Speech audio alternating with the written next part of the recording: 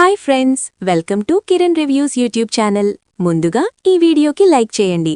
Scene తీసుకొచ్చిన video చూపించి ఆనంది తప్పు చేయలేదని సునందకు తెలియజేసి ఆనందని ఇంటికి తీసుకొచ్చిన ఆదిత్య షాక్లో జీవన ఇంకా సునంద అలేఖ్య దంతా ఎలా జరిగిందో వీడియో ద్వారా చూసేద్దాం. ఎక్కడా స్కిప్ చేయకండి, చివరి వరకు చూడండి, పూర్తిగా అర్థమవుతుంది. వీడియోని లైక్ చేయడం, షేర్ చేయడం మర్చిపోకండి. మీ లైక్ షేర్ మాకు మంచి సపోర్ట్ మరియు ఎంకరేజింగ్గా ఉంటుంది. మొత్తం మీదకి చూసుకున్నట్లయితే కనుక ఆనంది ఇంకా ఆదిత్య ఇద్దరూ కూడా చాలా స్ట్రాంగ్గానే మాట్లాడుకున్నారు. ఆదిత్య అయితే అసలు ఈరోజు నేను ఈ పొజిషన్లో ఉన్నాను అంటే, ఇలా నిలబడ్డాను అంటే కారణం నువ్వే ఆనంది. కాని చివరికి నువ్వే నాకు బాధ కలిగించే పనులు చేశావు. నువ్వా ఒక్క తప్పు చేయకుండా ఉంటే అసలు ఎటువంటి ఇబ్బంది ఉండేది కాదు అంటాడు. ఆ తప్పు నువ్వు చెయ్యలేదని నిరూపించుకో ఆనంది, నిరూపించుకో అంటూ వెళ్ళిపోతాడు. ఇక అప్పుడు ఆనంది అయితే ఆలోచనలో పడుతుంది.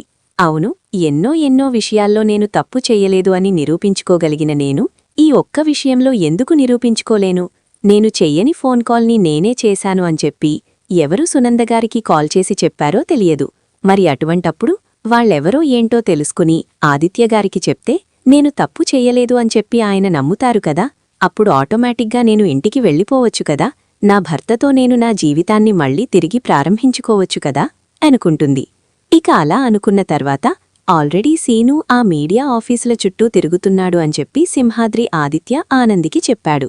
సో ఆనంద్ ఆ విషయం గుర్తు తెచ్చుకుని శ్రీనుకి ఫోన్ చేస్తుంది. చెప్పమాడి అని చెప్పనంటే, ఎంతవరకు వచ్చింది నీ వేట అనంటే, దేని గురించి మాట్లాడుతున్నావమ్మాడి అనగానే, అదే నా పేరుతో ఫోన్ చేసి మీడియా వాళ్లని శ్రీతన్ను పెళ్లి దగ్గరికి పంపించిన వాళ్ళెవరు అని చెప్పి వేటాడుతున్నావట కదా అననగానే, అవునమ్మాడి, వేటాడుతున్నాను. దగ్గరదాకా వెళ్లాను. ఒక రిపోర్టర్ ద్వారా ఇది మొదలైంది, ఒక ఛానల్లో అని చెప్పారు. ఆ ఛానల్ వాళ్ళని పట్టుకునే ప్రయత్నంలోనే ఉన్నాను అని అంటాడు. ఏ ఛానల్ వాళ్ళు అని చెప్తే ఇక అప్పుడు సీను అయితే ఆ ఛానల్ పేరు చెప్తాడు. వాళ్లే ఇలాంటి చెత్త న్యూస్లు వేసేది. సరే, రేపు నేను కూడా నీతో పాటు వస్తాను, ఇద్దరం కలిసి వెళ్దాం అంటుంది. నువ్వొస్తావమ్మాడి? ఇంక నువ్వొస్తే ఆలస్యం ఎందుకవుతది? ఖచ్చితంగా దొరకబుచ్చుకుంటాం. పా, రేపొద్దున్నే నిన్నీ దగ్గరికొస్తాను అని చెప్పి అంటాడు.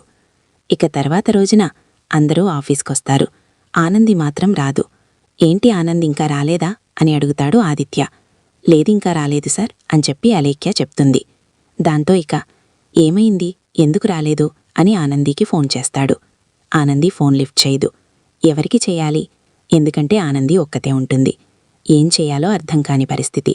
ఎంతసేపటికి ఆనంది దగ్గర్నుంచి కాల్ రాదు. కాల్ లిఫ్ట్ చేయదు. ఇక వెంటనే పూజారిగారికి ఫోన్ చేస్తాడు.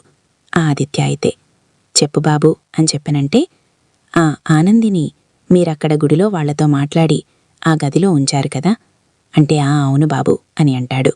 వాళ్లకొకసారి ఫోన్ చేసి ఆనంది ఉందేమో కనుక్కోండి, ఎన్నిసార్లు ఫోన్ చేసినా లిఫ్ట్ చేయట్లేదు అని అంటే, అవునా బాబూ, ఇప్పుడే కనుక్కుంటాను అని చెప్పేసేసి ఇంకా అక్కడున్న పూజారికి ఫోన్ చేసేసరికి అతను వెళ్ళి చూస్తే గది తాళం వేసి ఉందని, కాని లోపల ఫోన్ మోగుతుందని చెప్తాడు. దాంతో ఇక ఆదిత్య, ఫోన్ మర్చిపోయి వెళ్ళిందా లేక వదిలేసి వెళ్ళిపోయిందా? నువ్వు నిరూపించుకోగలిగితే నేను నా ఇంటికి తీసుకెళ్ళిపోతాను అన్నాను, క్షమిస్తాను అన్నాను. మరి ఆ పని మీద వెళ్ళిందా లేక ఇదంతా ఎందుకొచ్చింది అంటూ నాకు దూరంగా వెళ్ళిపోయిందా? ఏం జరిగింది? ఆనంది ఫోన్ మర్చిపోవడమనేది జరగదు, కాని ఇలా జరిగిందేంటి అని ఆలోచిస్తూ ఇక ఆదిత్య అయితే ఆనంది కోసమే ఎదురుచూస్తూ ఉంటాడు. ఎవరు తీసుకువెళ్ళి ఏ ఫైల్ ఇచ్చినా కూడా చూడడు. అలేఖ్య 3 సార్లు వెళ్తుంది. అది నీతో కొంచెం మాట్లాడాలి అని ఒకసారి, అది కాఫీ తీసుకో అని ఒకసారి, అది ఫైన్ చూడా అని ఒకసారి ఇలా వెళ్తూనే ఉంటుంది. అప్పుడు ఆదిత్య ఒకనొక పాయింట్లో, అలేఖ్య, నువ్వెందుకిన్నిసార్లొచ్చావ్ అని అంటాడు. ఏమీ లేదు ఆది, కాసేపు నీతో మాట్లాడాలనిపించింది అనగానే, కాని నేనిప్పుడు మాట్లాడే మూడ్లో లేను. అండ్ ఇంకొక విషయం, నీకు నాకు మధ్య పర్సనల్స్ అంటూ ఏమీ లేవు. నువ్వు నాతో మాట్లాడాలనుకున్న ప్రతిసారి ఆనందిని ఇక్కడ ఉండేలా చూడు. ఆనంది లేకుండా నువ్వు నాతో పర్సనల్గా ఏమీ మాట్లాడద్దు. If it is official, so దాని గురించైతే నువ్వు ఒంటరిగా ఉన్నా మాట్లాడచ్చు అని అంటే, అదేంటది, నీతో నేను పర్సనల్గా మాట్లాడే హక్కు కూడా నాకు లేదా అంటే, నో అలేఖ్య, ఎలా ఉంటుంది? You are not my girlfriend, you are not my lover, and you are not my wife. So ఈ ముగ్గురూ కానప్పుడు నీకు నాకు మధ్య పర్సనల్స్ ఉండము అని అంటే, ఆమె ఎక్స్ లవర్ అది అని అంటే అది ఎక్స్గానే మిగిలిపోయింది. సో నువ్వక్కడే ఆగిపోవాలేఖ్య, మళ్ళీ ఆ గీత దాటి యువతలకి రావాలి అని మాత్రం చూడకు అని అంటాడు ఆదిత్య. అయితే ఇక లేఖ్య చిరాగ్గా బయటికి వెళ్ళిపోతుంది. ఇక ఆదిత్య అక్కడ్నుంచి బయలుదేరి తన మనసు ఆగక ఏ గుడి దగ్గరైతే ఆనంది ఉంటుందో అక్కడికి వెళ్తాడు. వెళ్ళేసరికి అక్కడ ఫోన్ మోగుతూనే ఉంటుంది. ఆనంది ఫోన్స్ వస్తూనే ఉంటాయి. ఆదిత్య చేసినప్పుడు మోగుతుంది. ఇక ఆనంది రాదు. ఏం చేయాలో అర్థం కాదు. ఎక్కడికి వెళ్ళింది, ఎవరితో వెళ్ళింది, ఏమైనా చెప్పిందా అని పూజారిని అడిగితే పొద్దున తన దోస్తంటా ఎవరో ఒక అబ్బాయి వచ్చాడు, తనతో పాటు వెళ్ళింది అనగానే దోస్తా అంటే సీనునా అని ఫోటో చూపిస్తాడు. ఇతనే వచ్చాడు. శ్రీను అని చెప్పిందా అంటే అవును ఇతనే వచ్చింది అని చెప్తాడు. సరే అయితే సీనుకి కాల్ చేస్తే ఇదేంటిది, ఆదిత్యుడు నాకు కాల్ చేస్తున్నా మడి అని అనేసరికి ఆయన నాకు చేసి ఉంటారు, నేను ఫోన్ ఇంట్లోనే మర్చిపోయొచ్చినా, లిఫ్ట్ చేసి ఏందో మాట్లాడు అని అంటే ఇక వెంటనే లిఫ్ట్ చేసి చెప్పండి ఆదిత్యబాబు అంటాడు. ఎక్కడున్నావు సీను అనగానే మీడియా ఆఫీస్కి దగ్గరలో ఉన్నానా ఆదిత్యబాబు అంటాడు. ఏం మీడియా ఆఫీస్ అని చెప్పని అనగానే వాళ్లు వెళ్తున్న మీడియా ఆఫీస్ పేరు చెప్తాడు. దాంతో ఆనంది నేను చెప్పిన విషయాన్ని సీరియస్గా తీసుకుంది. ఖచ్చితంగా ఈరోజు ఈ ప్రాబ్లంకి ఒక సొల్యూషన్ తీసుకొచ్చేస్తుంది అని అనుకుంటూ ఇక ఆ ఆదిత్య అయితే వెంటనే సరే అయితే ఒకసారి ఆనందికి ఫోనివ్వు అని చెప్పని అంటాడు. ఇదిగో ఇస్తున్నా అంటూ ఇక ఆనంది చేతికి ఫోనిస్తాడు. చెప్పండి ఆదిత్యగారు అని అంటుంది. ఎక్కడికి వెళ్తున్నావు అనగానే మీరు నాకు అప్పచెప్పిన పనిని పూర్తి చేయనికి వెళ్తున్నా అని అంటుంది.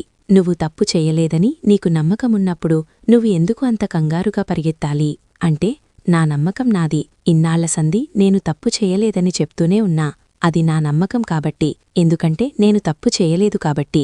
కాని ఇన్నాళ్ల సంధిలో ఒక్కసారైనా నేను తప్పుపడతాను ఆనంది, జరిగిందేంటో నేనే తెలుసుకుంటాను అని అన్నారా? అనలేకపోయారు కదా. పైపెచ్చు నువ్వే నిరూపించుకో, అప్పుడు నువ్వు ఏ తప్పు చెయ్యలేదని నేను అందరికీ గర్వంగా చెప్తాను అన్నారు. భార్య బాధ్యత భర్తది కాదా? భార్యకు ఇబ్బంది వస్తే భర్త పట్టించుకోడా? భార్య కష్టంలో ఉంటే భర్త నేనున్నానని చెప్పి చెయ్యి అందించడా? ఏంటో సర్లేండి, మీకు కావలసిన ప్రూఫ్స్తోటే నేను తిరిగి వస్తాను అంటే ఆనంది నేనిప్పుడు గుడి దగ్గరికి వచ్చాను, నువ్వు ఫోన్ మర్చిపోయి వెళ్ళిపోయావు అంటూ ఉంటే అవును నేను కావాలనే వదిలేసి వెళ్ళిపోయా, ఎందుకంటే తీసుకెళ్లిన దగ్గర్నుంచి ఏవో ఒక ఫోన్స్ వస్తూనే ఉంటాయి, కాని అలా వచ్చే ఫోన్స్ని నేనసలు అటెండ్ చెయ్యొద్దు అనుకుంటున్నాను, అసలు నాకు ఇష్టమే లేదు అని చెప్పేసేసి అంటూ ఫోన్ పెట్టేస్తుంది. ఏమైంది నీకు అంటూ ఉంటాడు ఆదిత్య. అయితే ఇంకా ఈలోపు మీడియా ఆఫీస్ రావడంతో ఆనంది ఇంకా శ్రీను ఇద్దరూ కూడా మీడియా ఆఫీస్ దగ్గరికి వెళ్తారు.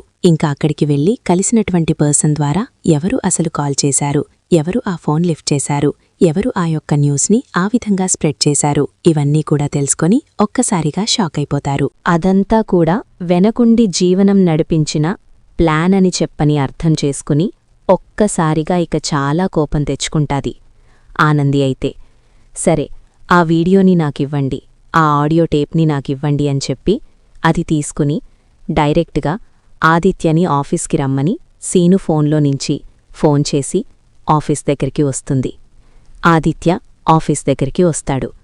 ఆది ఎక్కడికి వెళ్ళిపోయావని చెప్పి అలేఖ్య అంటే డెగా బీ ఇన్ యోర్ లిమిట్స్ అని చెప్పని వెళ్ళిపోతాడు.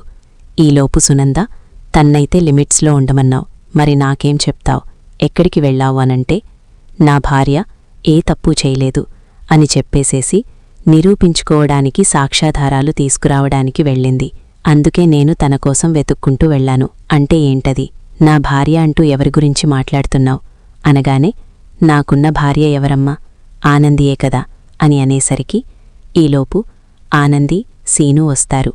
రావడంతోటే ఆదిత్య చేతిలో ఫోన్ పెడుతుంది.